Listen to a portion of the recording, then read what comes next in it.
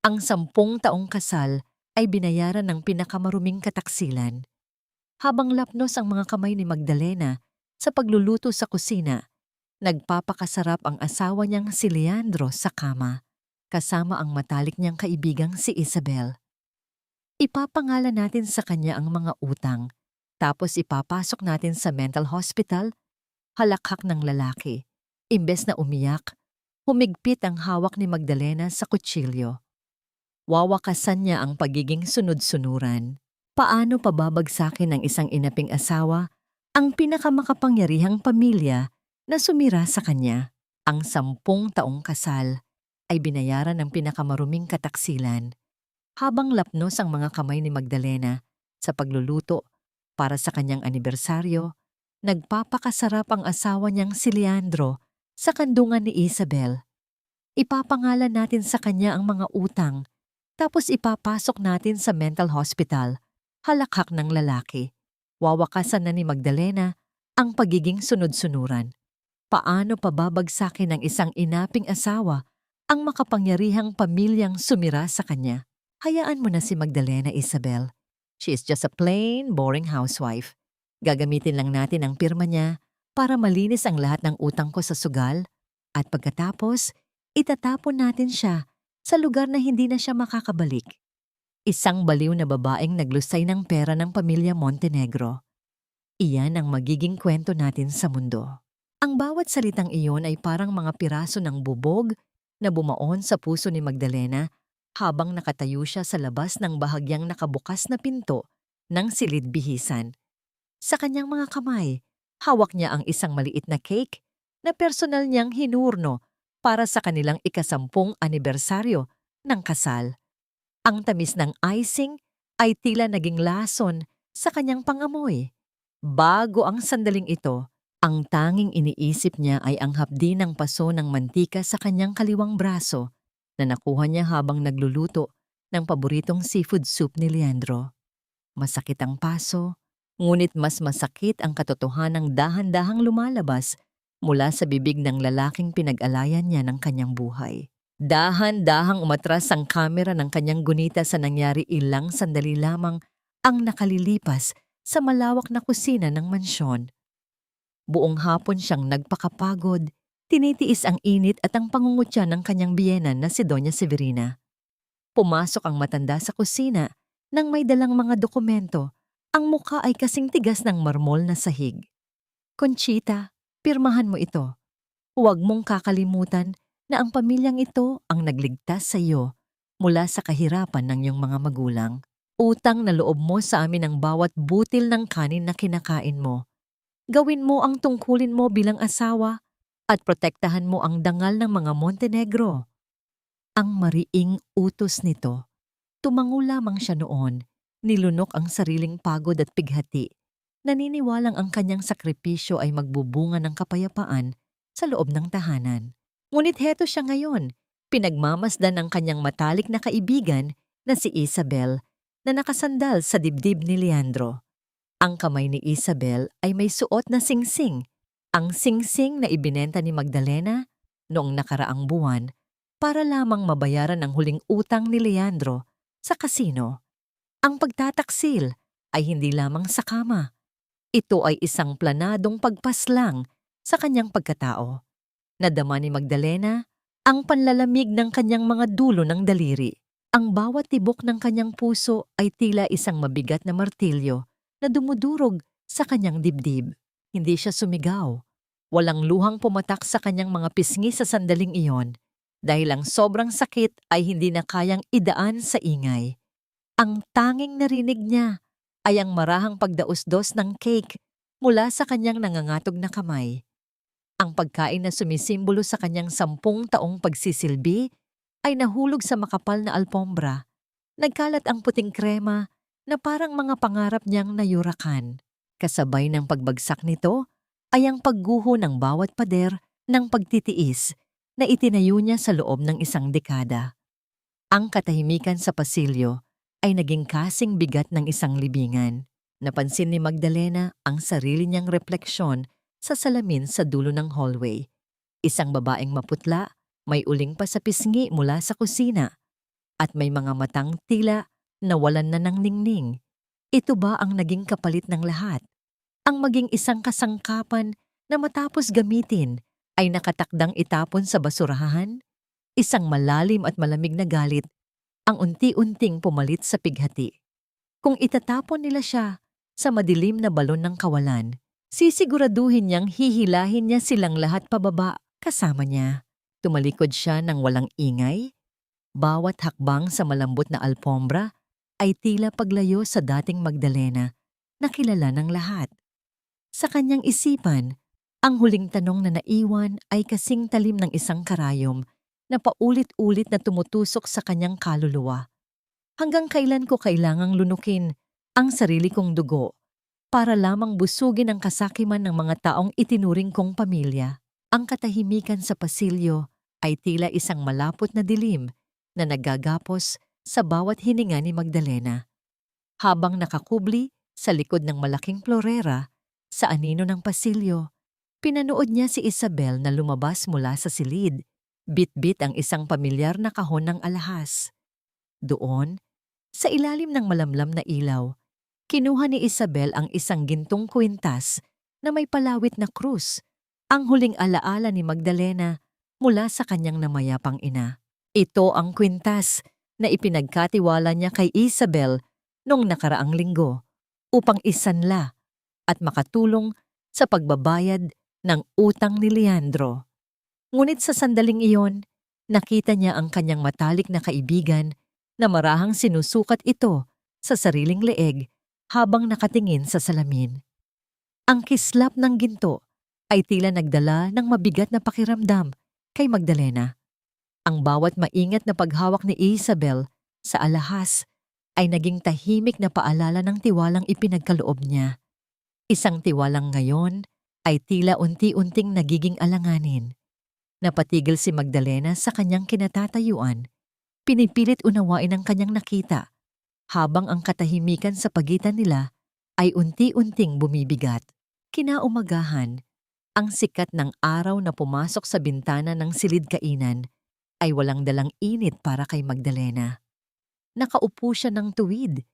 Ang kanyang mga kamay ay nakapatong sa kanyang kandungan upang itago ang panginginig ng kanyang mga daliri. Pumasok si Isabel na may dalang malapad na ngiti.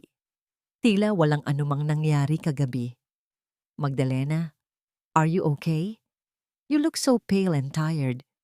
Baka naman masyado kang nagpuyat sa pag-iisip ng mga problema niyo ni Leandro. Here, uminom ka muna nitong tsa. May hinalo akong vitamins dyan para kumalma ang nerves mo. Ang malambing na wika nito habang inilalapag ang tasa sa harap niya.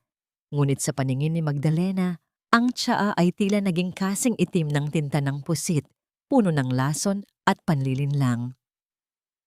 Alam niyang ang tanging layunin ng pag-aalaga na ito ay gawin siyang mahina at litong-lito upang mas madali siyang mapaniwala na siya ay nawawala na sa sariling katinuan. Pumasok si Leandro sa silid. Ang kanyang muka ay puno ng pagkukunwari ng pag-aalala. Lumapit siya kay Magdalena at lumuhod sa kanyang harapan, hinawakan ng kanyang mga kamay na tila isang tapat na asawa. Love, please, kailangan ko uli ng tulong mo. Isang pirma na lang ito sa bank loan.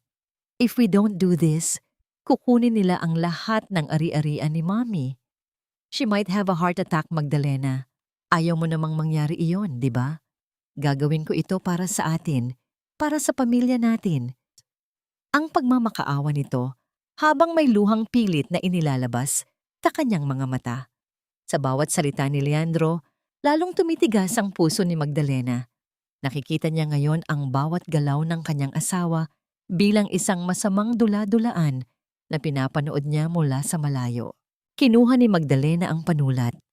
Ang bigat ng bakal na pluma sa kanyang kamay ay tila bigat ng isang hatol. Tiningnan niya ang mga dokumentong puno ng mga teknikal na salita na ang tanging layunin ay ibaon siya sa utang na hindi naman sa kanya. Sa isang sandali ng malamig na pagpapasya, dahan-dahan niyang idiniin ang panulat sa papel. Ngunit sa halip na ang kanyang totoong pirma, gumawa siya ng isang maliit at halos hindi mapansing pagkakamali Sa dulo ng kanyang pangalan, isang lihim na senyas na magpapawalang bisa sa dokumentong ito sa hinaharap. Ang tunog ng pagkayod ng panulat sa papel ay tila huling hininga ng kanyang dating sarili. Nang makaalis na ang dalawa, pumasok si Nanay Rosa, ang matandang mayordoma. Sa silid, lumapit ang matanda at marahang ipinatong ang kanyang kulubot na kamay sa balikat ni Magdalena. Walang imik na inilapag ni Nanay Rosa ang isang baso ng mainit na gatas at isang maliit na pamahid para sa kanyang paso. Ang init ng baso na dumampi sa palad ni Magdalena ay tila tanging totoong bagay sa loob ng bahay na puno ng kasinungalingan. Mag-ingat ka, iha. Ang mga pader ng bahay na ito ay may mga mata at ang mga anino ay may mga tenga. Ang mahinang bulong ng matanda na tila isang babala mula sa kabilang mundo. Nabalik lamang ang diwa ni Magdalena nang marinig niya ang mabibigat na hakbang ni Doña Severina na pababa ng hagdan. Ang tunog ng marangyang tsinelas ng matanda sa sahig na kahoy ay tila bawat tibok ng isang orasan na nagbabantay sa kanyang bawat galaw. Tumayo ang matanda sa kanyang harap, ang muka ay puno ng awtoridad at kawalan ng awa. Inilapag nito ang isang kupas na asul na folder sa ibabaw ng mesa. Ang tunog ng paglapag ng folder ay bumasag sa katahimikan ng silid. Tapos na ang paglalaro, Magdalena. Alam nating lahat na hindi sapat ang mga pirmang iyan para takpan ang butas na ginawa ng asawa mo. Gusto kong ilabas mo ang titulo ng bahay niyo sa baybien.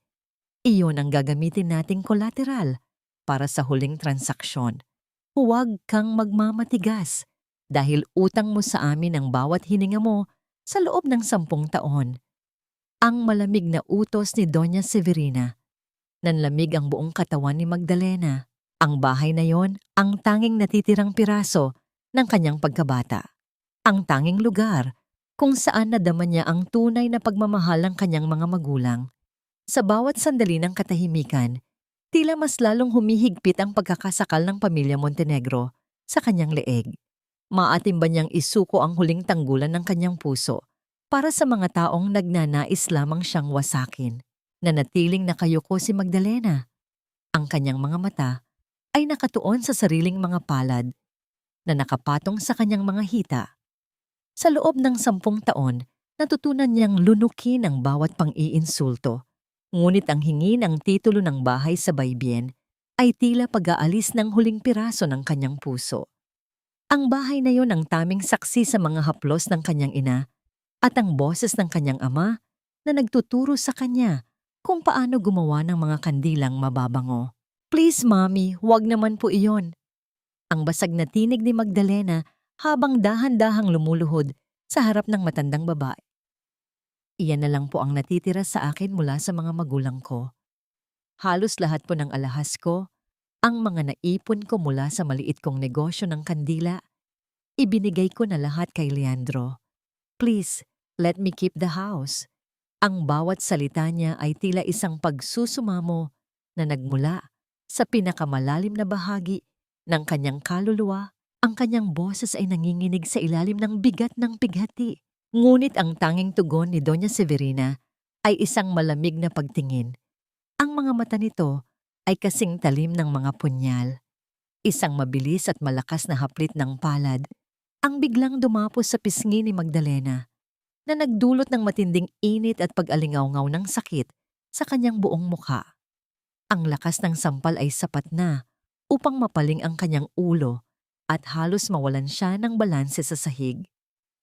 How dare you? Napakawalang utang na loob mo.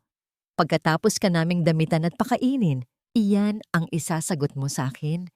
Ang bahay na sinasabi mo ay wala ring kwenta kung hindi dahil sa apelyidong Montenegro na nagbibigay sa iyo ng dangal. Ang singhal ng matanda na tila isang hayop na nananakmal. Napatingin si Magdalena kay Leandro na nakatayo malapit sa bintana. Ang kanyang asawa ay tahimik lamang na humihit ng kanyang siga.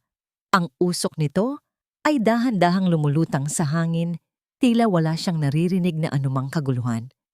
Ni hindi man lang lumingon ang lalaki o nagpakita ng kahit katiting na awa sa asawang nakasubsob sa sahig.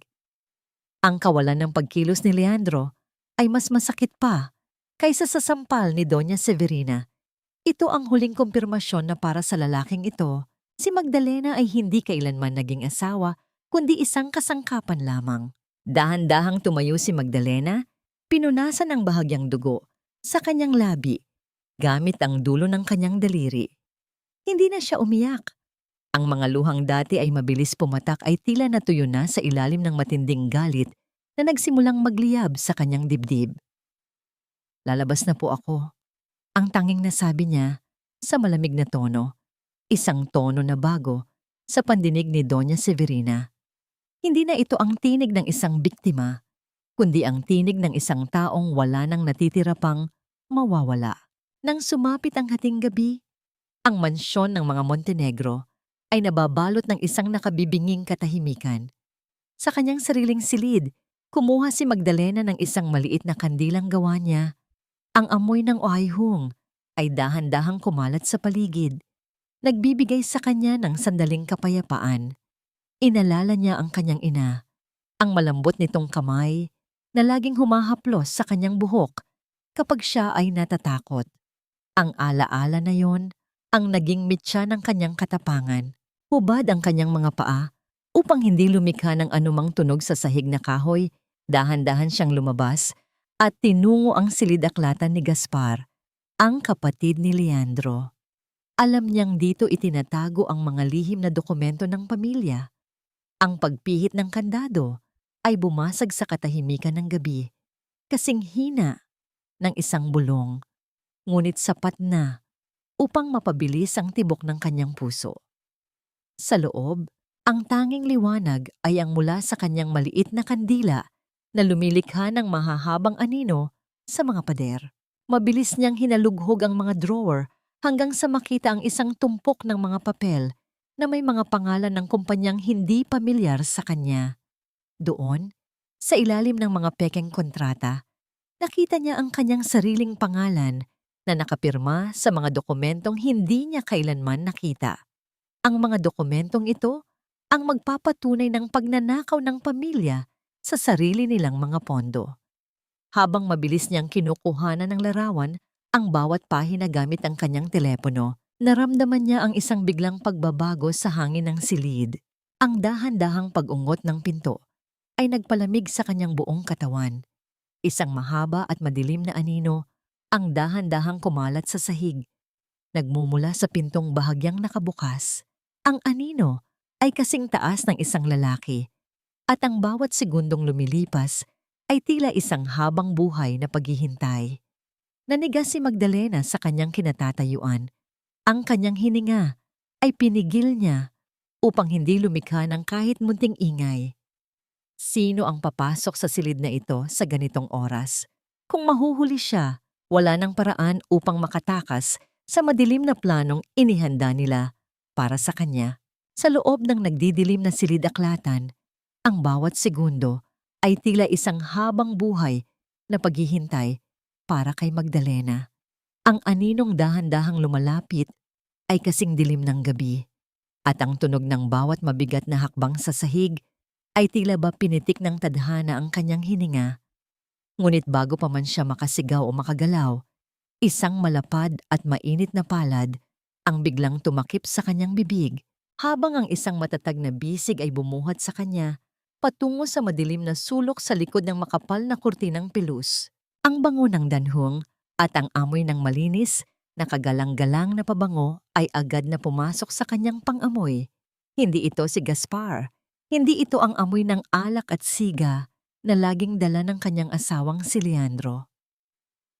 Sa kabila ng takot, may isang kakaibang pakiramdam ng kaligtasan ang dumaloy sa kanyang mga ugat nang marinig niya ang isang mahina at baritonong bulong malapit sa kanyang tenga. "Huwag kang lilikha ng anumang ingay, Magdalena. Manahimik ka lang." Ang utos ng lalaki. Ang boses na yon ay kasing talino at kasing lamig ng asero. Ito si Attorney Marcelo Santillan.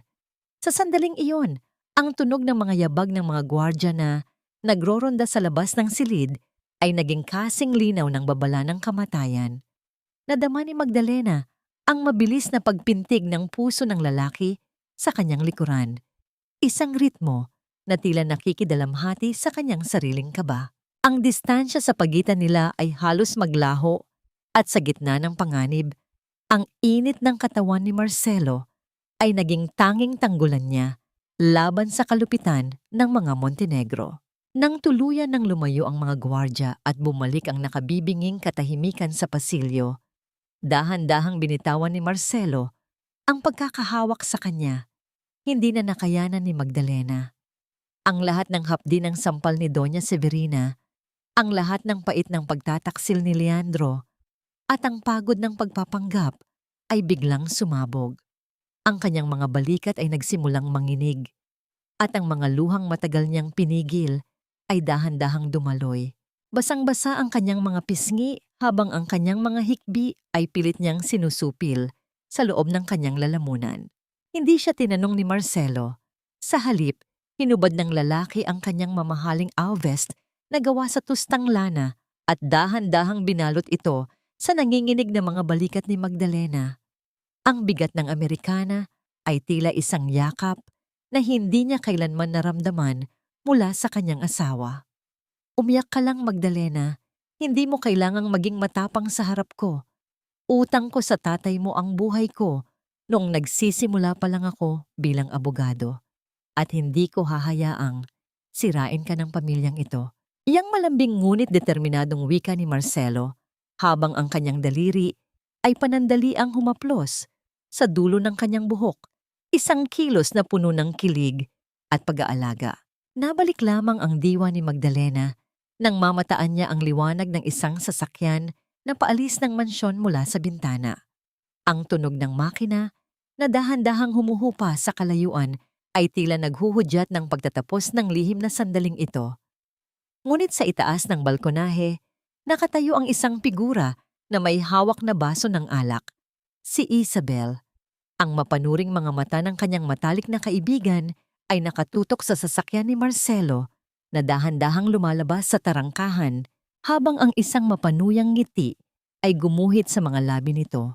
Kinaumagahan, ang ingay ng mga kubyerto sa hapagkainan ay tila isang paghahanda para sa isang giyera. Nakaupo si Doña Severina sa dulo ng mesa. Ang kanyang mukha ay nababalot ng isang mapanlinlang na ngiti habang tinititigan si Magdalena. Magdalena, iha, napansin namin ni Leandro na tila hindi ka na nakakatulog ng maayos. Palagi kang balisa at kung ano-ano ang nakikita mo sa gabi. Alang-alang sa kalusugan mo at sa dangal ng pamilya. Nag-imbita kami ni Isabel ng isang espesyalista. Iyang wika ng matanda habang ang kanyang mga kuko ay marahang itinatapik sa porselanang tasa. Ang tunog ng paparating na sasakyan sa labas ng mansyon ay tila isang hatol ng kamatayan. Isang lalaking nakasuot ng puting Amerikana ang bumaba. Bit-bit ang isang tumpok ng mga papeles na may selyo ng isang sikat na Vientamtan.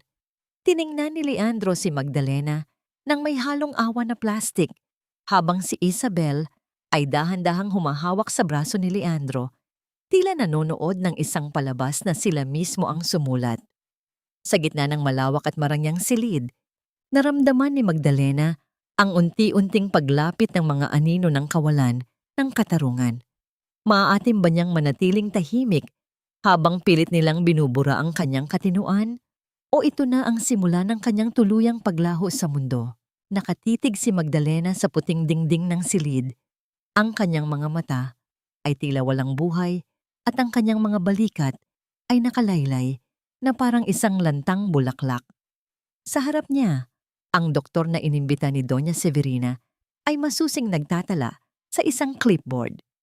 Alam ni Magdalena na bawat pagkurap niya at bawat mahinang paghinga ay binabantayan ni na Doña Severina at Isabel na nakatayo malapit sa pinto. Magdalena, can you tell me kung ano ang huling naaalala mong ginawa kagabi? Ang tanong ng doktor sa malumanay, ngunit mapanuring tono. Dahan-dahang lumingon si Magdalena. Ang kanyang pagkilos ay sadyang mabagal at lito. Hindi ko po sigurado. Parang may mga boses akong naririnig sa kusina. Pero pagpunta ko roon, wala namang tao. Siguro po ay tama si Leandro. Baka pagod lang ang isip ko. Ang mahina niyang sagot. Ang kanyang boses ay tila isang malayo at paos na bulong. Nakita niya ang mabilis na pagpapalitan ng tingin ni na Doña Severina at Isabel. Isang sulyap ng tagumpay at kasiyahan. Sa loob-loob ni Magdalena, ang kanyang puso ay nag-aapoy sa galit. Ngunit ang kanyang mukha ay nanatiling isang maskara ng kawalan ng malay.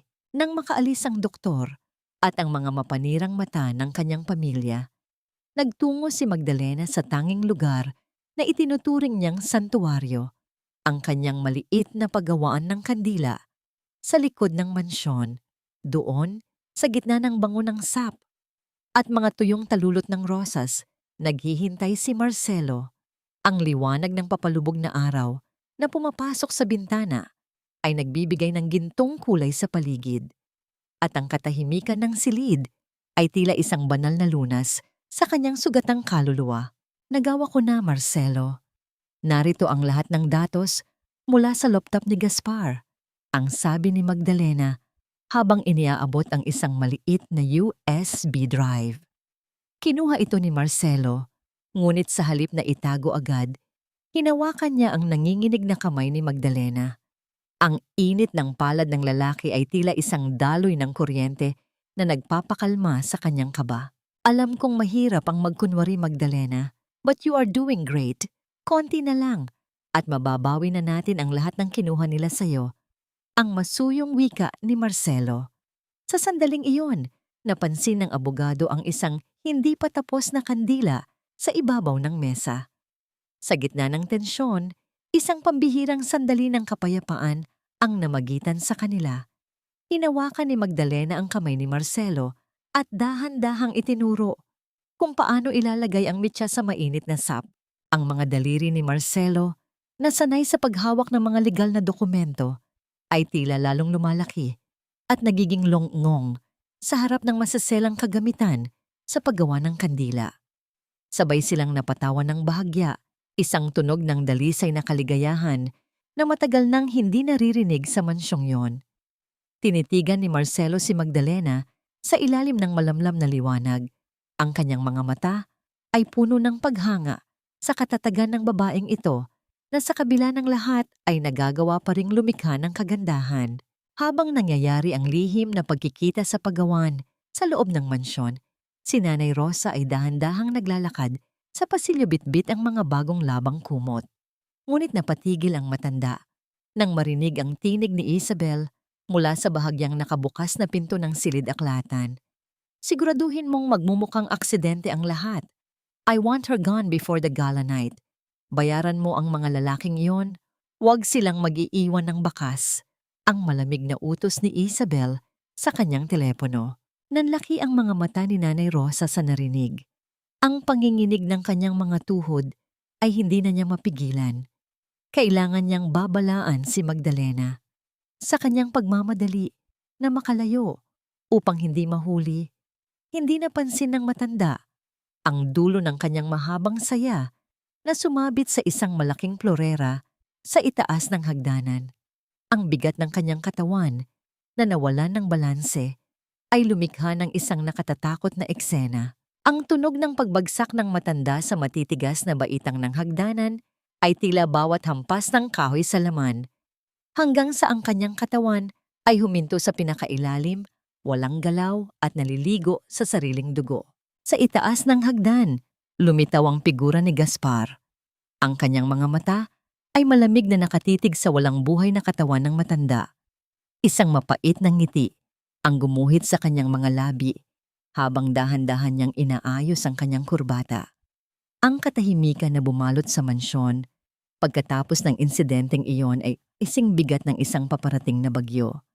Sino ang sasagip sa katotohanan ngayong ang tanging saksi ay nakahandusay na sa sahig? Ang bawat hakbang ni Magdalena pabalik sa mansyon mula sa kanyang paggawaan ng kandila ay puno ng kapayapaan, bit-bit ang init ng kamay ni Marcelo na tila isang lihim na kayamanan. Ngunit ang kapayapaang iyon ay biglang naglaho nang bumukas ang pinto at bumungad sa kanya ang isang tanawing kasing lupit ng isang masamang panaginip. Sa paanan ng malawak na hagdanang gawa sa mahoganya, nakahandusay ang katawan ni Nanay Rosa. Ang kulay abong buhok ng matanda ay nabahira ng matingkad na pula at ang kanyang mga kamay na dati ay laging puno ng pagkalinga ay wala ng malay na nakapatong sa malamig na sahig. Nanay Rosa! Ang pagsigaw ni Magdalena ay tila isang sakal na tunog na hindi makalabas sa kanyang lalamunan. Agad siyang lumuhod sa tabi ng matanda. Ang kanyang mga kamay ay nanginginig habang pilit na hinahanap ang tibok ng hininga sa leeg nito. Ang bawat butil ng luha na pumatak mula sa kanyang mga mata ay tila naging kasing bigat ng asero habang humahalo sa dugo sa sahig. Sa itaas ng hagdanan, nakatayo si Gaspar Montenegro. Ang lalaki ay kampanteng nakasandal sa riles, walang anumang bakas ng gulat o pagkabahala sa kanyang mga mata. Natisod lang ang matanda sa sarili niyang saya, Magdalena. Masyado na siyang ulyanin para maglingkod sa bahay na ito. Ang malamig na wika ni Gaspar habang dahan-dahan siyang bumababa ng hagdan. Ang tunog ng kanyang sapatos sa bawat baitang ay tila bawat tibok ng isang orasan na nagbibilang ng kamatayan. Nang tangkaing tumawag ni Magdalena ng ambulansya gamit ang kanyang telepono, mabilis na hinablot ni Gaspar ang kanyang braso. "Huwag kang gagawa ng ingay!" Ayaw ni Mami ng anumang iskandalo bago ang gala night. Hayaan mo ang mga tauhan ko na magdala sa kanya sa klinika sa kabilang bayan. Sa gitna ng desperasyon ni Magdalena, ang liwanag ng isang sasakyan na dahan-dahang humihinto sa harap ng mansyon ay tila isang sagot sa kanyang mga dalangin. Ang tunog ng makina na namamatay sa katahimikan ng gabi ay sinundan ng pagbukas ng pinto. Pumasok si Attorney Marcelo Santillan. Ang kanyang mukha ay nababalot ng pag-aalala. Nang makita ang eksena, hindi nag-atubili ang abogado. Mabilis siyang lumapit at inilayo ang kamay ni Gaspar mula sa braso ni Magdalena. "Bitawan mo siya, Gaspar. Tawagan niyo ang ambulansya ngayon din o ako mismo ang magsasampa ng kasong obstruction of justice at reckless imprudence laban sa pamilyang ito." Ang mariing wika ni Marcelo, ang kanyang boses ay puno ng awtoridad na hindi matatanggihan. Sa ilalim ng matalim na tingin ni Marcelo, napilitan si Gaspar na umatras. Ang kanyang mukha ay namula sa galit, ngunit hindi siya nakakilos. Habang hinihintay ang pagdating ng mga paramedic, kinuha ni Marcelo ang kanyang malinis na panyong puti at dahan-dahang pinunasan ang vetmau sa pisngi ni Magdalena. Ang haplos ng lalaki ay kasing lambot ng seda, isang tahimik na paraan ng pagsasabi na hindi siya mag-iisa. "Hindi ko siya pababayaan, Magdalena. Kasama natin ang batas at kasama mo ako." Ang bulong ni Marcelo na tila isang pangakong nakaukit sa hangin. Nang tuluyan ng maisakay si Nanay Rosa sa ambulansya, naiwan si Magdalena na nakatayo sa harap ng mansyon. Ang hangin ng gabi ay malamig, ngunit ang apoy sa loob ng kanyang puso ay mas lalong nag-alab. Pinagmasdan niya ang mga vetmau sa kanyang mga palad. Sa sandaling iyon, ang huling bahagi ng kanyang pag-aalinlangan ay tuluyan ng naglaho. Hindi na lamang ito tungkol sa kanyang sariling kaligtasan. Ito ay para kay Nanay Rosa at para sa bawat taong nayurakan ng pamilya Montenegro. Sa kanyang pagbabalik sa loob ng silid upang maglinis, napansin ni Magdalena ang isang maliit at gusot na papel na bahagyang nakasilip sa bulsa ng top din ni Nanay Rosa na naiwan sa sahig. Dahan-dahan niyang kinuha ang papel. Ang kanyang mga daliri ay nanginginig sa kaba. May mga nakasulat na numero at pangalan na tila isang lihim na code. Ang bawat salita sa papel na yon ay tila isang mitya na handang magpasabog sa lahat ng dumi ng pamilyang ito. Habang binabasa niya ang mga huling salitang isinulat ng matanda, isang tanong ang naglaro sa kanyang isipan na tila isang multo sa dilim. Sino ang tunay na nagmamay-ari ng mga lihim na ito? At hanggang saan ang kayang gawin ng mga Montenegro upang manatiling nakabaon ang katotohanan?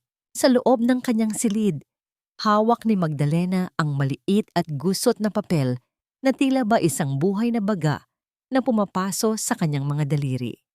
Ang bawat salita at numerong nakasulat doon ay isang matibay na ebidensya ng malalim na dumi ng pamilya Montenegro.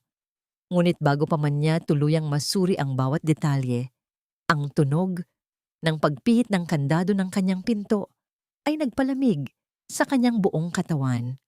Mabilis niyang isiniksik ang papel sa loob ng isang basong may tubig sa ibabaw ng mesa. Saktong pagbukas ng pinto at pagpasok ni Isabel. Magdalena, hindi ka pa ba natutulog? I heard what happened to Nanay Rosa. It's so tragic, right? Pero you should focus on your health. Baka lalo kang mabalisa. Ang wika ni Isabel habang ang kanyang mga mata ay mapanuring naglilibot sa buong silid. Dahan-dahang lumapit ang babae sa mesa. Ang kanyang kamay ay tila may sariling isip na gustong abutin ang tapde ni Magdalena na nakapatong sa silya. Upang ilihis ang atensyon nito, sadyang tinabig ni Magdalena ang baso ng tubig, dahilan upang ang likido ay kumalat sa sahig at ang baso ay gumulong ng walang ingay sa ibabaw ng alpombra. Pasensya na, Isabel. Masyado lang akong nanginginig sa takot para kay Nanay Rosa. Ang paos na paliwanag ni Magdalena. Sa gitna ng pagkataranta, mabilis niyang nakuha ang basang papel at itinago sa ilalim ng kanyang unan habang nagpapanggap na naglilinis ng kalat. Lumabas si Isabel nang may halong inis at pagkadismaya. Ang kanyang mapanuyang tawa ay dahan-dahang naglaho sa pasilyo. Iniwan si Magdalena na hapong-hapo ang kalooban. Nang matiyak na wala nang nakikinig, muling binasa ni Magdalena ang papel. Ang mga nakasulat doon ay mga petsa at malalaking halaga ng pera na inilipat mula sa pondo ng kanilang charity foundation patungo sa isang pribadong bank account sa ilalim ng pangalang Isabel Fuentebella. Ang bawat numero ay tila isang patak ng lason na sumisira sa natitirang tiwala ni Magdalena sa mundo. Ang kanyang matalik na kaibigan at ang kanyang biyenan ay magkasabwat sa pagnanakaw sa mga taong dapat sana ay tinutulungan nila. Ang katahimikan ng gabi ay bumasag muli nang ang pinto ay marahas na bumukas. Pumasok si Leandro. Ang kanyang mga hakbang ay hindi balanse at ang amoy ng matapang na alak ay agad na bumalot sa hangin. Ang kanyang mukha ay mapula sa galit habang tinititigan ng kanyang asawa. Narinig ko na nandito na naman si Marcelo kanina. Ano, Magdalena? Gagamitin mo ba ang paboritong abogado ng tatay mo para kasuhan kami? For what? Para makuha ang lahat ng ito? Ang bulyaw ni Leandro, ang kanyang kamay ay mabilis na itinaas, na tila handang humampas sa mukha ni Magdalena. Ngunit sa halip na pumikit at umiwas gaya ng dati, nanatiling nakatitig si Magdalena sa mga mata ng kanyang asawa. Ang takot na dati ay bumabalot sa kanya ay pinalitan ng isang matigas at malamig na determinasyon. Sige, Leandro, saktan mo ako. Pero tandaan mo, bawat pasa na ibibigay mo sa akin ay magiging karagdagang dahilan para mas lalo kitang ibaon sa utang mo sa sugal na pilit kong binabayaran. Ang mahinahon, ngunit mariing hamon ni Magdalena. Natigilan si Leandro, ang kanyang kamay ay nanatiling nakabitin sa hangin bago dahan-dahang ibinaba. Ang huling bahagi ng kanyang tapang ay tila naglaho nang makita ang kawalan ng takot sa mga mata ng babaeng dati ay madali niyang napapasunod. Dahan-dahang bumagsak si Leandro sa kama, ang kanyang katawan ay tuluyan ng iginupo ng kalasingan. Sa kabila ng lahat ng sakit, kinuha ni Magdalena ang isang malambot na kumot at marahang ipinatong sa katawan ng lalaki. Ang kilos na ito ay hindi na bunsod ng pag-ibig, kundi ng isang malalim na habag para sa isang taong ang kaluluwa ay kasing dumi ng putik. Ito ang huling pagkakataon na aalagaan niya ang anino ng lalaking minahal niya noon. Ang pagyanig ng kanyang telepono sa ibabaw ng mesa ay naging kasing lakas ng isang babala sa gitna ng gabi.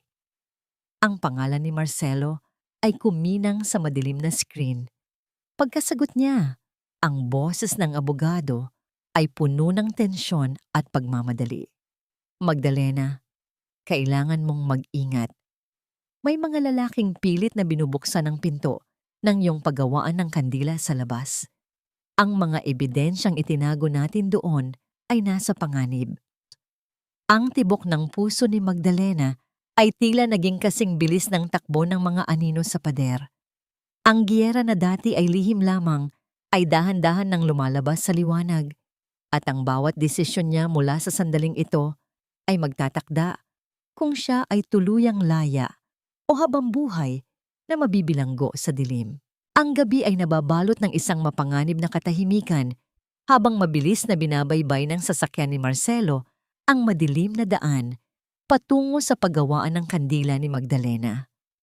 Sa loob ng sasakyan, ang tanging maririnig ay ang mabilis na paghinga ni Magdalena at ang mahigpit na pagkakahawak niya sa kanyang sariling mga palad.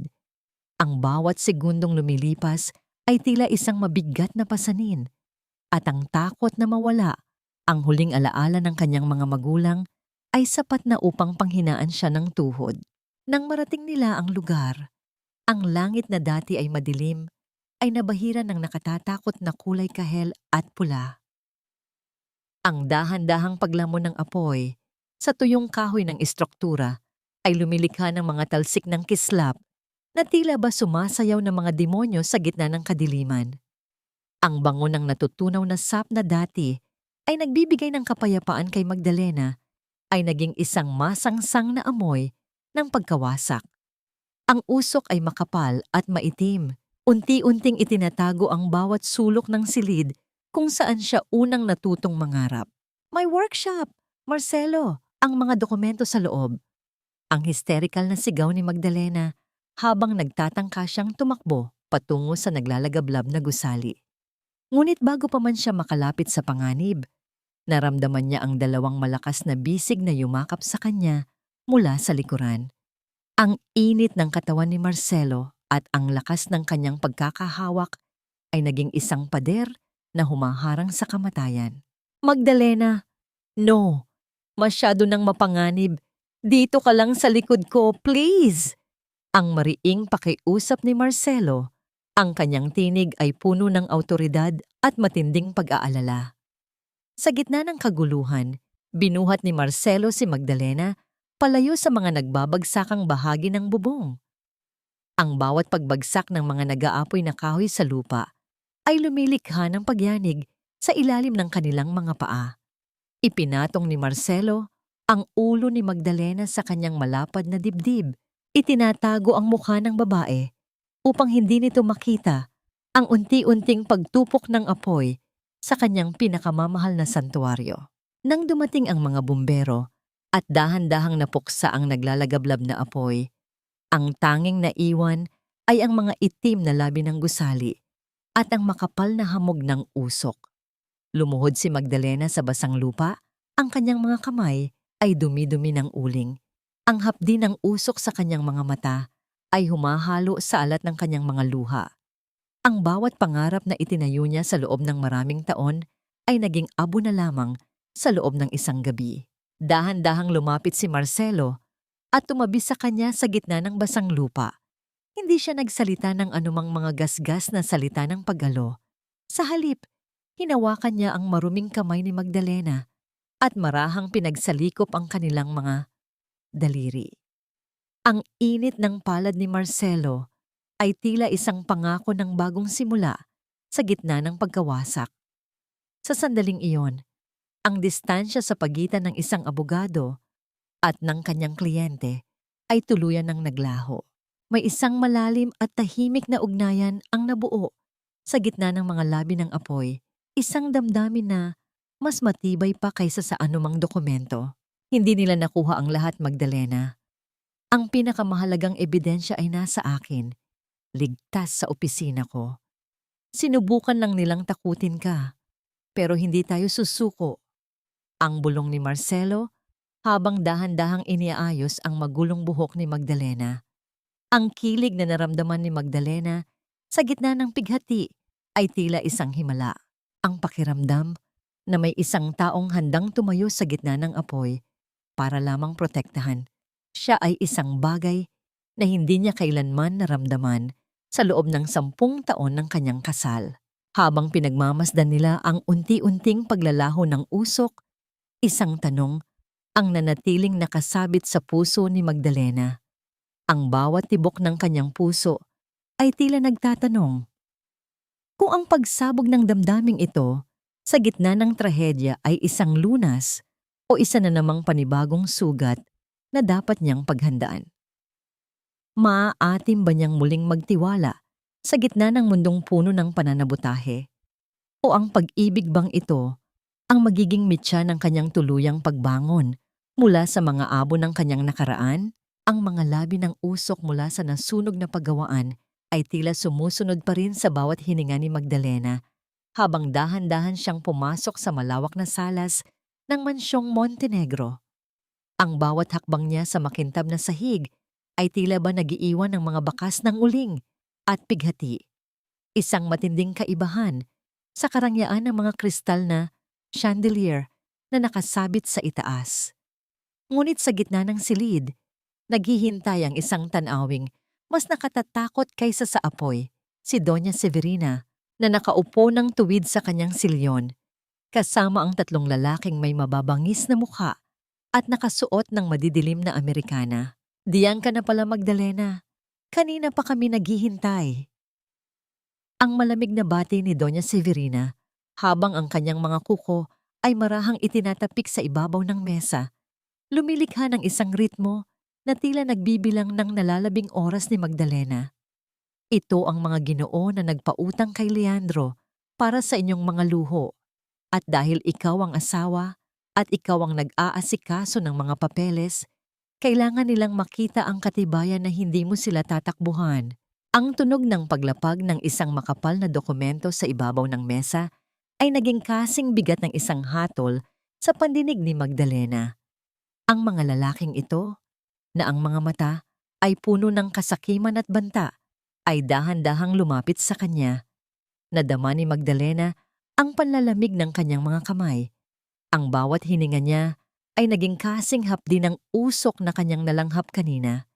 Alam niyang ang dokumentong ito ay hindi lamang tungkol sa pera, kundi isang bitag upang tuluyan siyang mawalan ng karapatan sa anumang ari-arian at kahit sa sarili niyang dangal. 10 taon na ng pagsasama niyo, di ba?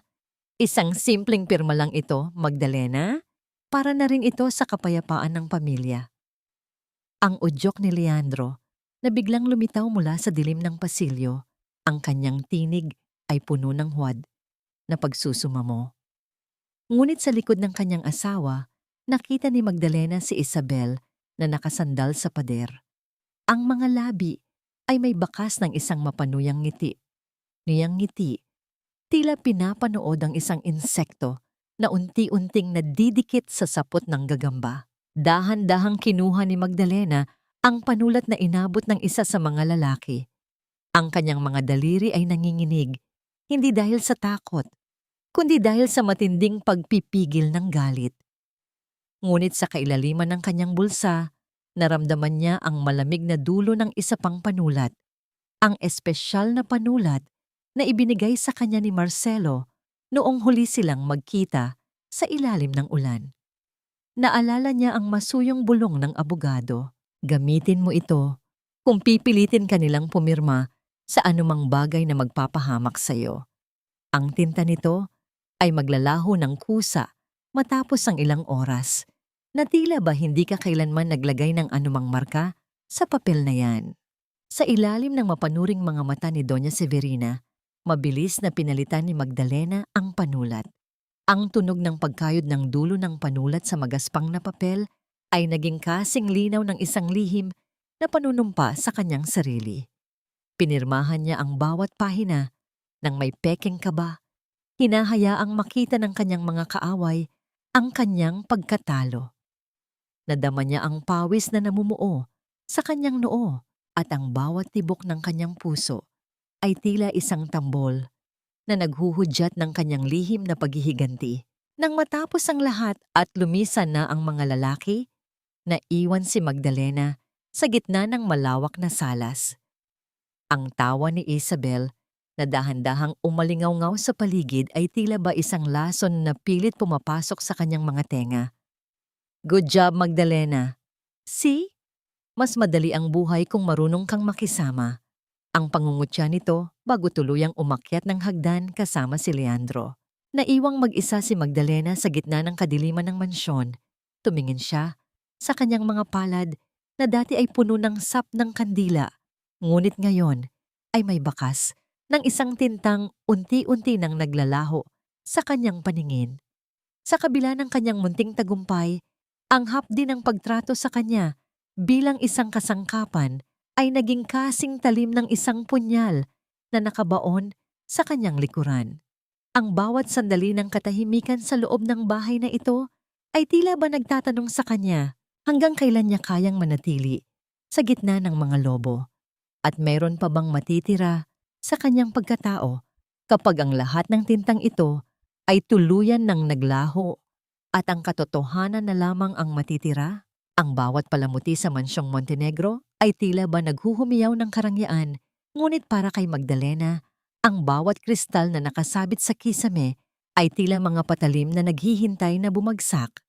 Ang buong kabahayan ay abala sa paghahanda para sa Grand Gala Night, ang taunang pagdiriwang ng kanilang charity foundation na sa katotohanan ay isa lamang maringal na entablado para sa kanilang mga kasinungalingan.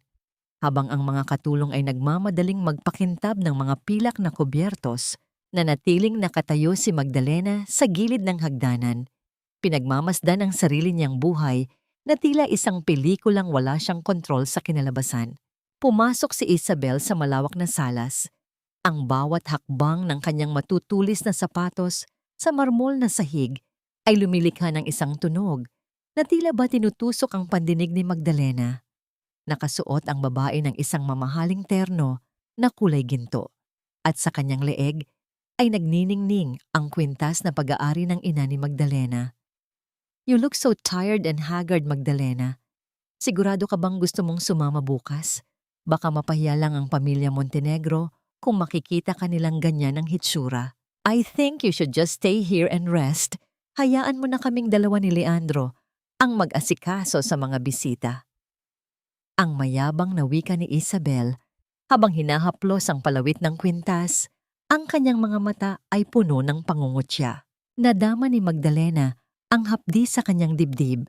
Ang bawat salita ni Isabel ay parang asin na ibinubudbod sa kanyang sariwang sugat. Tiningnan niya ang kanyang sariling mga kamay.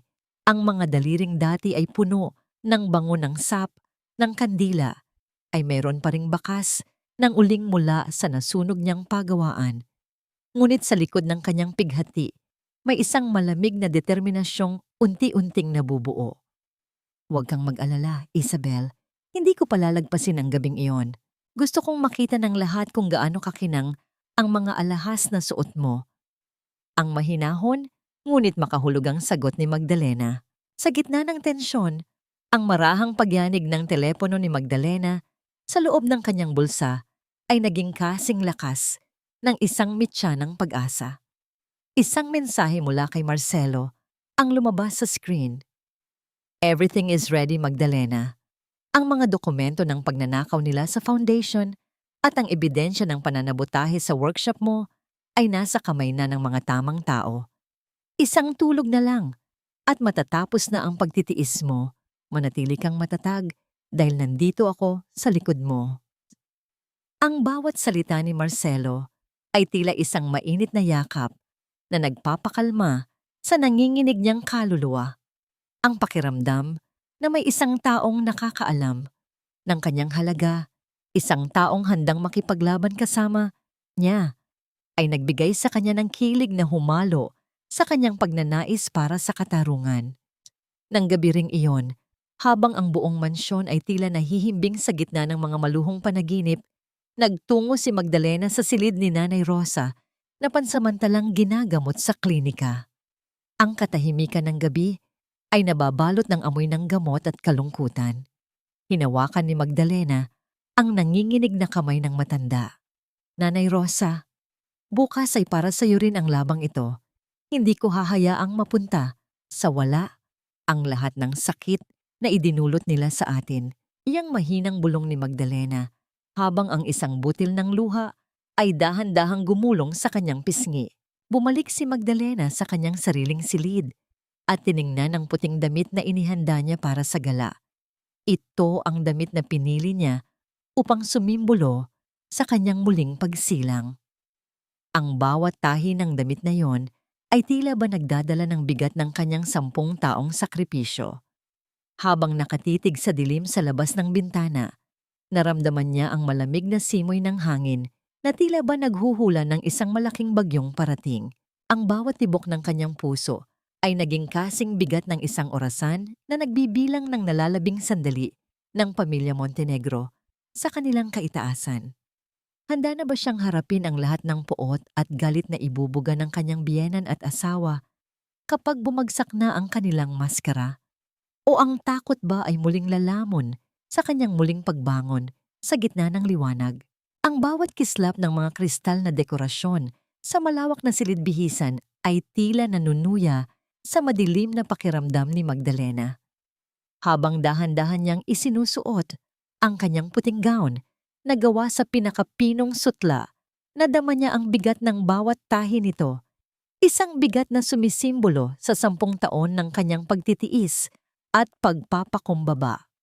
Ang bango ng mga mamahaling pabango na lumulutang sa hangin ay tila naging lason sa kanyang pangamoy dahil sa bawat langhap niya, naaalala niya ang usok mula sa nasunog niyang pangarap.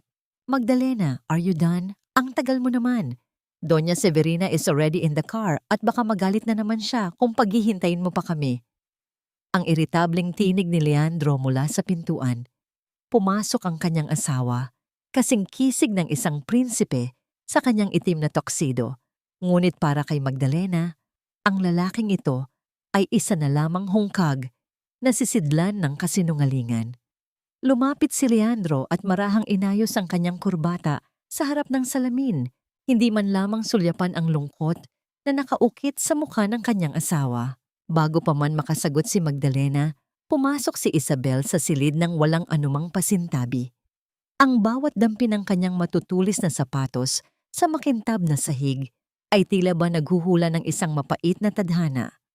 Nakasuot ang babae ng isang gown na kulay esmeralda at sa kanyang leeg ay nagniningning ang gintong kwintas ni Magdalena. Oh Magdalena, that dress is so simple. Bagay na bagay sa'yo, mukha kang anghel na malapit ng isakripisyo. Ang mapanuyang wika ni Isabel habang dahan-dahan niyang inaayos ang buhok ni Leandro sa harap mismo ni Magdalena. Actually, Leandro bought this gown for me using the credit line you signed yesterday. Sabi niya, I deserve something beautiful for tonight since I'll be doing all the PR work for the foundation. Ang bawat salita ni Isabel ay parang mga karayom na tumutusok sa kaluluwa ni Magdalena. Nadama niya ang panlalamig ng kanyang mga dulo ng daliri habang pinagmamasdan ang dalawa na tila ba siya ay isang estatwang walang nararamdaman. Ang kawalan ng hiya ni Leandro at ang kataksilan ni Isabel ay umabot na sa puntong hindi na kayang sukatin ng anumang galit. Ngunit sa ilalim ng kanyang dibdib, naramdaman niya ang init ng maliit na liham na itinago niya sa loob ng kanyang damit. Isang lihim na sulat mula kay Marcelo na tila isang panalangin sa gitna ng impyerno. Huwag kang bibitiw, Magdalena. Hayaan mo silang magdiwang sa kanilang mga kasinungalingan ngayong gabi. Dahil bukas, ang katotohanan na lamang ang tanging matitirang nakatayo. Ang mga salita ng abogado na paulit-ulit na umaalingaw-ngaw sa kanyang isipan, nagbibigay ng kakaibang kilig at lakas na hindi niya inaasahang mararamdaman pa. Nang lumabas na sila ng mansyon at sumakay sa marangyang sasakyan, ang katahimikan sa loob ay naging kasing bigat ng isang libingan. Ang dahan-dahang paggalaw ng mga sasakyan sa kalsada patungo sa hotel kung saan gaganapin ang gala ay tila ba bawat segundo ng isang orasan na nagbibilang ng huling sandali ng kaligayahan ng pamilya Montenegro. Tumingin si Magdalena sa labas ng bintana. Pinagmamasdan ang mga ilaw ng lungsod na mabilis na naglalaho sa kanyang paningin. Sa loob-loob niya, isang tanong ang patuloy na gumugulo sa kanyang isipan. Kasing talim ng isang punyal na nakabaon sa kanyang puso. Maatim ba niyang tingnan ang pagguho ng pamilyang itinuring niyang sarili sa loob ng 10 taon? O ang huling bahagi ng kanyang pag-ibig para kay Leandro ay magiging hadlang sa katarungang matagal na niyang ipinaglalaban? Ang bawat tibok ng kanyang puso ay tila isang babala na sa pagbaba niya sa sasakyang ito, wala nang balikan ang bawat hakbang na kanyang gagawin patungo sa liwanag ng katotohanan. Ang marahang paghampas ng mga alon sa pampang ay tila isang malalim na buntong hininga ng dagat, sumasabay sa mabigat na pagpintig ng puso ni Magdalena habang nakatayo siya sa harap ng malawak na karagatan. Ang hangin ay may dalang amoy ng asin at kalayaan, isang bagay na matagal na niyang ipinagkait sa kanyang sarili sa loob ng mansyong Montenegro. Dito, sa harap ng dalampasigan malapit sa bahay ng kanyang mga magulang, tila mas malinaw ang bawat alaala ng kanyang 10 taong pagkabilanggo. Ang bawat patak ng tubig na humahalik sa kanyang mga paa ay tila ba naglilinis sa mga uling ng pait na iniwan ng pagtataksil ni Leandro at Isabel. Sa gitna ng kanyang pag-iisa, naramdaman ni Magdalena ang isang pamilyar na init na dahan-dahang bumabalot sa kanyang likuran. Ang bango ng danhong ay humalo sa simoy ng dagat. At bago pa man siya makalingon, naramdaman niya ang marahang pagyakap ng mga bisig ni Marcelo sa kanyang baywang. Ang pagkakalapat ng kanilang mga katawan ay kasing lambot ng dapit hapon. At sa sandaling iyon, ang lahat ng takot ni Magdalena ay tila ba natutunaw. Ipinatong ni Marcelo ang kanyang baba sa balikat ni Magdalena, isang kilos na puno ng kilig at pag-aalaga na hindi kailanman naibigay ni Leandro sa kanya. Magdalena, look at the horizon. Just like the sun, you are about to rise again. Don't let their darkness dim your light tonight. Ang masuyong bulong ni Marcelo, ang boses nito ay kasing tatag ng mga batong hinahampas ng alon. Hinarap siya ni Magdalena. Ang kanyang mga mata ay nagniningning sa ilalim ng liwanag ng papalubog na araw. Hinawakan ni Marcelo ang kanyang mga pisngi.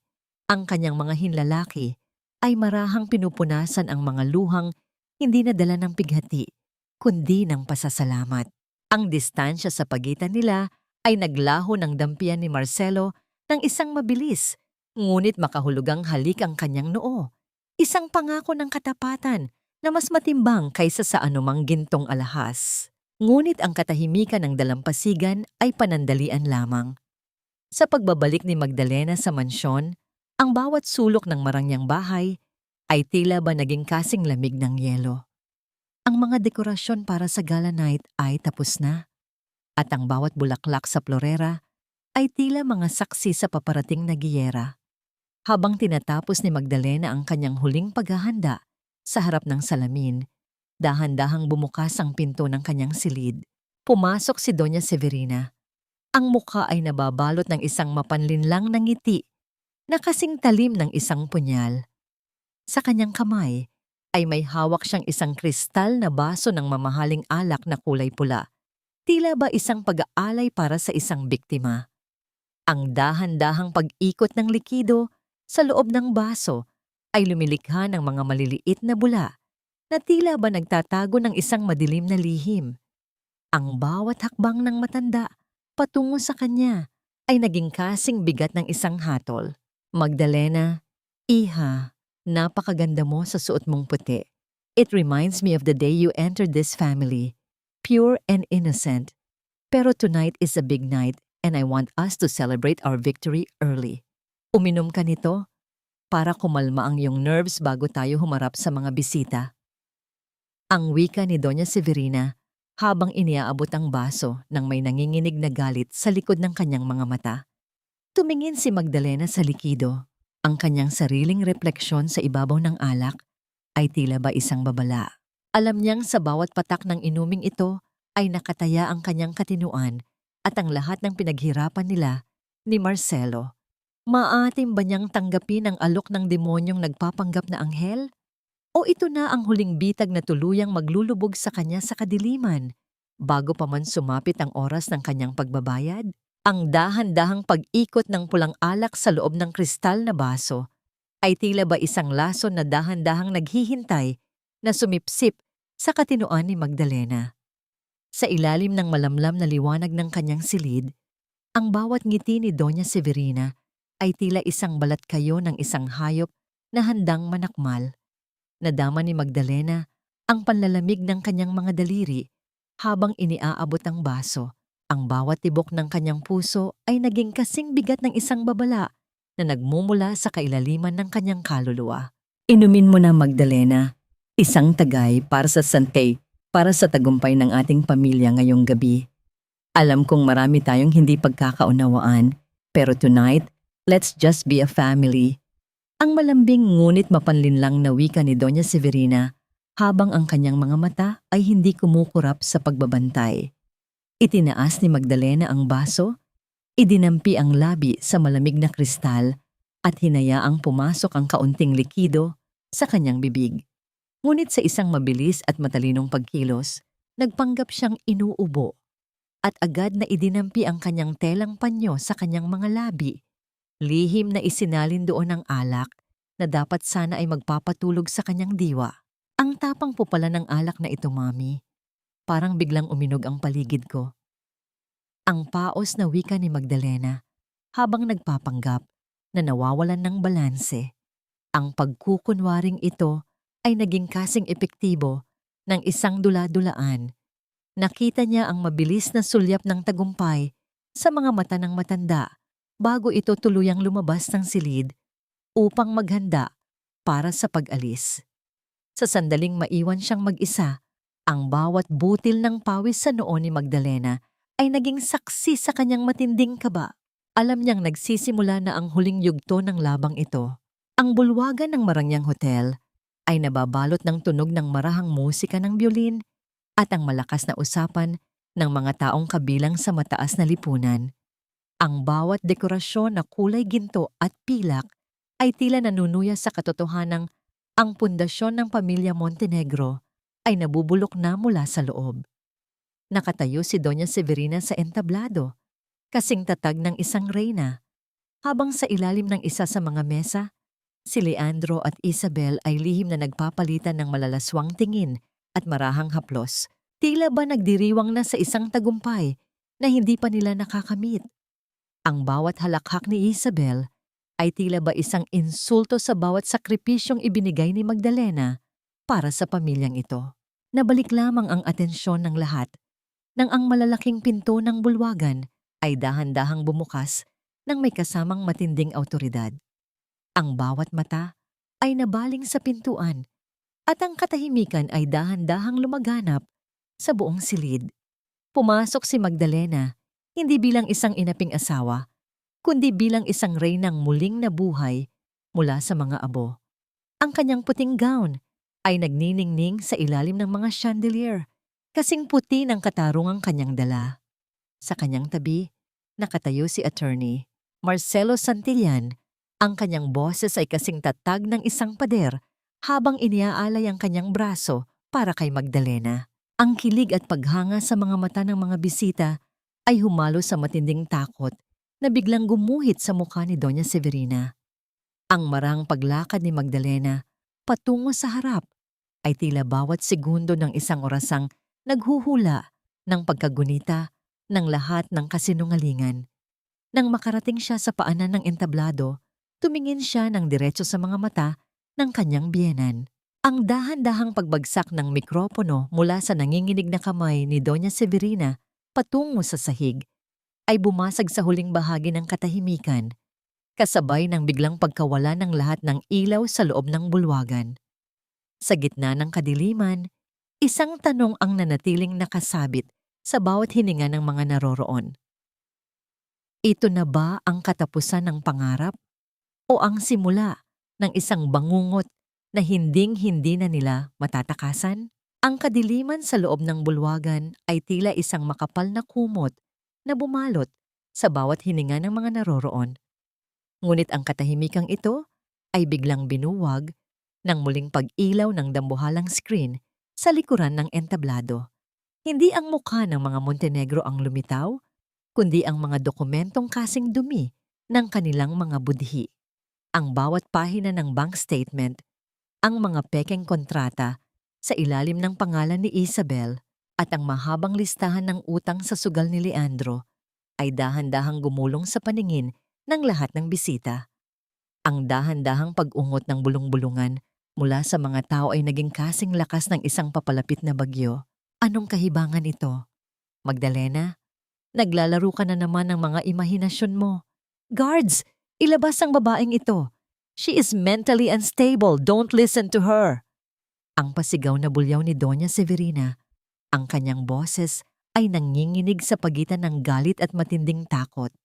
Ang bawat ugat sa kanyang leeg ay tila puputok na habang pilit niyang pinapanatili ang kanyang maskara ng awtoridad. Ngunit bago pa man makakilos ang mga gwardiya, ang buong bulwagan ay nabalot ng isang tunog na nagpatahimik sa lahat. Ang tinig ni Leandro at Isabel mula sa sound system, kasing linaw ng isang hatol ng kamatayan. Isang pirma na lang sa hospital papers, tapos ang problema natin kay Magdalena. I'll make sure she rots in the mental facility habang nagpapakasarap tayo sa pera ng foundation. Ang tinig ni Leandro na sinundan ng tuyo at mapanuyang halakhak ni Isabel.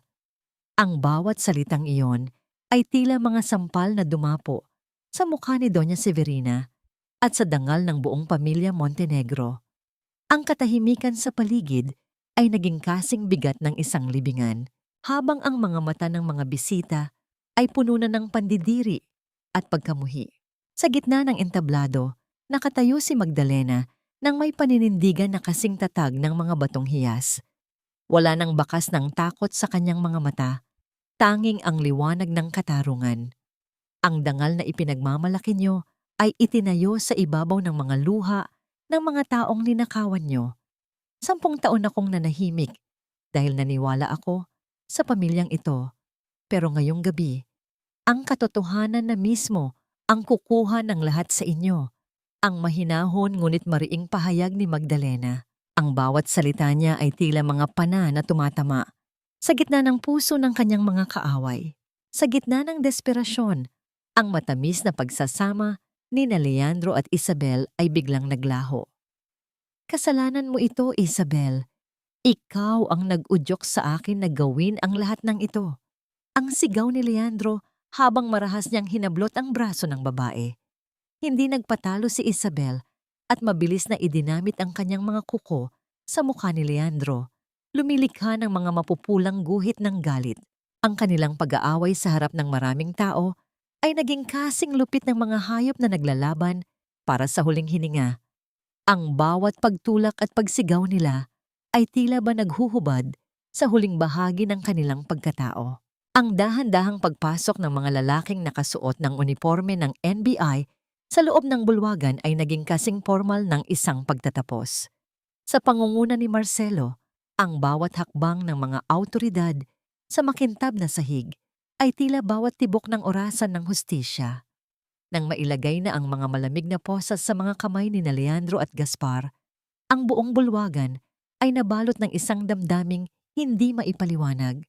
Isang paghahalo ng gulat at katarungang matagal nang hinahanap. Lumapit si Magdalena kay Doña Severina na ngayon ay nakaluhod na sa sahig. Ang kanyang marangyang gown ay dumi-dumi na ng sariling luha ng kahihiyan. Dahan-dahang hinubad ni Magdalena ang kanyang singsing sa kasal. Ang gintong tila naging isang kumbamba sa loob ng 10 taon. Ang dahan-dahang pagbagsak ng singsing sa ibabaw ng mesa na lumikha ng isang tunog ng paglaya ay naging huling hudyat ng kanyang muling pagsilang. Ang pamilyang ito ay hindi kailanman naging isang tahanan. Ito ay isang kulungan. At ngayong gabi, ako ay tuluyan ng malaya. Ang huling bulong ni Magdalena bago tumalikod. Ngunit sa gitna ng kanyang paglalakad patungo sa labas kasama si Marcelo, ang tunog ng pagkuha ng isang matulis na bagay mula sa ibabaw ng mesa ay naging kasing linaw ng isang panganib. Si Isabel, na ang mga mata ay puno na ng kabaliwan at puot, ay humablot ng isang Kondao Katbit Tet at mabilis na sumugod patungo sa likuran ni Magdalena. Ang kislap ng kimloy sa ilalim ng mga chandelier ay tila isang kidlat na naghuhula ng isang madugong wakas. Sa isang kisap mata, ang lahat ay tila huminto at ang huling tanong na naiwan sa hangin ay kung ang katarungang ito ba ay may kasamang malaking sakripisyo na hindi inaasahan ni Magdalena. Sa gitna ng kaguluhan sa loob ng bulwagan, ang kislap ng matulis na metal sa kamay ni Isabel ay tila isang kidlat na nagbabantay sa kamatayan. Ngunit bago pa man madapuan ng talim ang balat ni Magdalena, isang mabilis na pagkilos ang nagpabago sa takbo ng tadhana. Ang malapad na likod ni Marcelo ay naging isang matibay na kalasag. Sinalo ang sulyap ng panganib habang ang kanyang mga bisig ay mabilis na ginapos ang mga nanginginig na kamay ni Isabel. Ang tunog ng pagbagsak ng kondao sa sahig ay naging kasing linaw ng pagtatapos ng isang masamang panaginip, habang ang mga gwardya ay mabilis na dinala ang nagwawala at nawawala sa katinuang si Isabel patungo sa labas. "Marcelo, you're hurt!" Ang histerikal na bulong ni Magdalena habang pinagmamasdan ang punit sa likod ng Amerikana ng abogado. Ngunit lumingon lamang si Marcelo nang may isang matamis at panatag na ngiti. Ang kanyang mga mata ay walang ibang nakikita kundi ang kaligtasan ni Magdalena. "It's just a scratch, Magdalena. Ang mahalaga, tapos na ang lahat. Wala nang makakasakit sa'yo simula ngayong gabi." Iyang masuyong wika ni Marcelo habang ang kanyang mainit na palad ay marahang humahaplos sa nanginginig na kamay ng babae. Ang kilig na dumaloy sa puso ni Magdalena ay tila isang banal na lunas, nagbibigay ng init sa kabila ng lamig ng trahedyang kapiling nila. Lumingon si Magdalena sa paligid at nakita ang tuluyang pagguho ng kaharian ng mga Montenegro. Si Doña Severina ay nakaluhod na sa sahig. Ang kanyang marangyang gown ay nabahira ng sariling luha ng kahihiyan, habang ang mga bisita ay dahan-dahang lumalayo, tila ba natatakot na mahawa sa mantsa ng kanilang pamilya. "Magdalena, please, iligtas mo ang dangal ng pamilyang ito. Huwag mo kaming pabayaan." Ang pagmamakaawa ng matanda, ang tinig na dati ay puno ng kapangyarihan, ay naging kasing hina na lamang ng isang naghihingalong bulong. Ngunit hindi na natinag si Magdalena. Ang kanyang pagtahimik ay hindi na bunsod ng takot, kundi ng isang malalim na pagkilala na ang bawat tao ay dapat umani ng bunga ng kanilang sariling mga itinanim. Kinaumagahan, ang mansyong Montenegro ay nababalot ng isang kakaibang katahimikan, kasing lungkot ng isang libingang walang bumibisita. Ang dahan-dahang pagliligpit ni Magdalena ng kanyang mga gamit ay naging kasing banayad ng isang panalangin. Hindi siya kumuha ng anumang mamahaling alahas o mga damit na gawa sa sutla. Tanging ang ilang piraso ng kanyang mga lumang damit at ang mga kagamitan sa paggawa ng kandila ang kanyang dinala. Habang pababa siya ng hagdanan, nakita niya si Nanay Rosa na naghihintay sa kanya. Ang matanda ay may malawak na ngiti sa kabila ng mga benda sa kanyang ulo. "Malaya ka na, iha. Sa wakas, makakahinga ka na ng malalim." Ang wika ni Nanay Rosa habang mahigpit na niyakap si Magdalena. Ang init ng yakap ng matanda ay tila basbas para sa kanyang bagong simula. Nang lumabas na siya sa tarangkahan ng mansyon, hindi na siya lumingon pa sa malaking gusali na naging kulungan niya sa loob ng 10 taon. Ang tunog ng pagsasara ng malaking bakal na gate ay naging kasing linaw ng pagwawakas ng isang madilim na kabanata ng kanyang buhay. 1 taon ang mabilis na lumipas. Sa harap ng isang maliit na bahay na yari sa kahoy at kawayan malapit sa dalampasigan, ang bango ng sap ng kandila at ang amoy ng ayhung ay muling lumulutang sa hangin. Ang dahan-dahang pag-ikot ng mga maliliit na metal sa ilalim ng simoy ng hangin ay lumilikha ng isang malinaw at kristal na himig na tila ba sumasabay sa awit ng mga alon. Dito, ang bawat hininga ni Magdalena ay puno ng kapayapaan. Wala na ang mga utang na pilit na ipinapapasan sa kanya, wala na ang mga matatalim na salitang pumapatay sa kanyang pagkatao. Ang dahan-dahang paghinto ng isang sasakyan sa harap ng kanyang maliit na bakuran ay nagpalingon kay Magdalena. Bumaba si Marcelo, hindi na nakasuot ng formal na Amerikana, kundi isang simpleng puting polo na tila ba sumasalamin sa kalinisan ng kanyang puso. Ang kilig na nadarama ni Magdalena sa bawat pagkakataon na makikita ang lalaki ay tila ba hindi kailanman kumukupas. Lumapit si Marcelo at dahan-dahang inilapag ang isang maliit na basket ng mga paboritong prutas ni Magdalena. The case is officially closed, Magdalena. Leandro and Gaspar will be spending a long time reflecting on their mistakes. At si Doña Severina, she's now living in a small apartment malayo sa karangyaang dati niyang sinasamba. Ang ulat ni Marcelo, habang ang kanyang mga mata ay nananatiling nakatitig sa mukha ni Magdalena nang may matinding paghanga. Hinawakan ni Marcelo ang kamay ni Magdalena, pinagmamasdan ng bawat vet esseo mula sa mga paso ng sap na ngayon ay naging simbolo na ng kanyang katatagan. Habang pinagmamasdan nila ang paglubog ng araw na nagbibigay ng kulay ube at rosa sa langit, naramdaman ni Magdalena ang isang malalim na pasasalamat. Ang bawat tibok ng kanyang puso ay tila ba nagsasabi na ang pag-ibig ay hindi kailangang maging isang sakripisyo ng sariling dangal, kundi isang lakas na nagpapabangon sa atin mula sa pagkakadapa. Maatim ba niyang tuluyan nang buksan ang kanyang puso para sa lalaking naging anghel niya sa gitna ng impyerno, o ang mga anino ng kanyang nakaraan ay mananatili pa ring nakasabit sa bawat hininga ng kanyang bagong simula? Ang dahan-dahang paghalik ng mga alon sa pampang ay tila isang uyayi na nagpapatulog sa lahat ng pait ng nakaraan.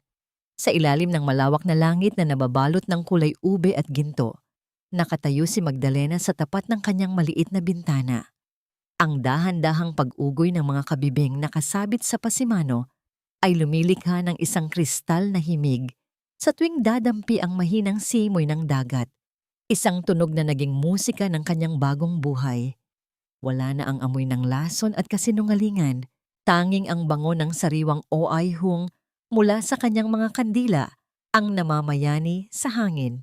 1 taon na ang nakalilipas mula nang gumuho ang palasyong buhangin ng mga Montenegro. Sa bawat gabi na dumadaan, hindi na kailangang gisingin ni Magdalena ang sarili mula sa isang bangungot, dahil ang katotohanan na kanyang kinagigisnan ay mas maganda pa sa anumang panaginip.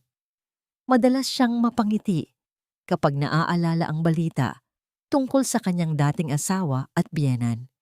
Hindi niya naramdaman ang anumang galit. Sa halip, ang tanging naiwan ay isang malalim na habag. Ang pagpapatawad ay hindi nangangahulugang kinalimutan niya ang bawat sampal at bawat patak ng luhang idinulot nila, kundi ang pagpili niyang huwag nang hayaang magkaroon ng puwang ang kanilang mga anino sa loob ng kanyang puso. Iyon ang kanyang tunay na tagumpay, ang mapatawad ang sarili sa pananatili sa isang lugar na hindi siya kailanman pinahalagahan. Magdalena, ready na ang hapunan. I hope you're hungry. Ang masuyong tawag ni Marcelo mula sa maliit nilang kusina. Ang bawat hakbang ng lalaki patungo sa kanya ay puno ng kagalakan. Inilapag ni Marcelo ang isang mangkok ng seafood soup sa ibabaw ng mesa. Ang pagkaing dati ay laging inihahanda ni Magdalena para sa taong nagtaksil sa kanya, ngunit ngayon ay inihahanda para sa kanya ng lalaking tunay na nagmamahal sa bawat vetseo ng kanyang pagkatao. Dahan-dahang lumapit si Marcelo at ipinulupot ang kanyang mga bisig sa baywang ni Magdalena. Ang init ng kanyang yakap at ang marahang pagdampi ng kanyang labi sa noo ng babae ay nagdulot ng isang matinding kilig na tila ba bawat bahagi ng kaluluwa ni Magdalena ay dahan-dahang naghihilom. I met Nanay Rosa kanina sa market. She looks so happy and healthy. Sabi niya, bibisita siya rito next week para turuan tayong gumawa ng mga bagong disenyo ng kandila. Ang bulong ni Marcelo, ang kanyang tinig, ay puno ng kapayapaan at pag-asa. Hinarap siya ni Magdalena at tinitigan ang mga mata ng lalaking naging anghel niya sa gitna ng unos. Thank you, Marcelo. Thank you for showing me na hindi kailangang maging marangya ang buhay para maging sapat. Na ang tunay na tahanan ay hindi ang malalaking pader ng isang mansyon, kundi ang pakiramdam na ikaw ay ligtas at pinapahalagahan. Sa sandaling iyon, habang ang huling sinag ng araw ay dahan-dahang naglalaho sa abot-tanaw, naintindihan ni Magdalena ang pinakamahalagang aral ng kanyang buhay. Ang isang babae ay parang sap ng kandila. Maaari siyang matunaw sa ilalim ng matinding init ng paghihirap, ngunit kapag ang apoy ay namatay, maaari siyang muling mabuo sa isang mas matatag at mas magandang anyo. Ang katarungan ay hindi lamang ang pagpaparusa sa mga nagkasala, kundi ang pagkakaroon ng lakas na iwanan ang lahat ng sakit upang hanapin ang sariling kaligayahan, habang ang gabi ay dahan-dahang bumabalot sa kanilang maliit na santuwaryo. Ang tanging liwanag na natira ay ang mula sa isang kandilang sabay nilang ginawa. Ang apoy nito ay maliit ngunit matatag, kasing tatag ng kanilang pag-ibig na nandayuhan sa gitna ng trahedya at nanirahan sa dalampasigan ng kapayapaan. Sa wakas, ang bawat hininga ni Magdalena ay hindi nakapos. Ang kanyang puso ay puno na, at ang bawat tibok nito ay isang awit ng pasasalamat para sa kanyang muling pagsilang.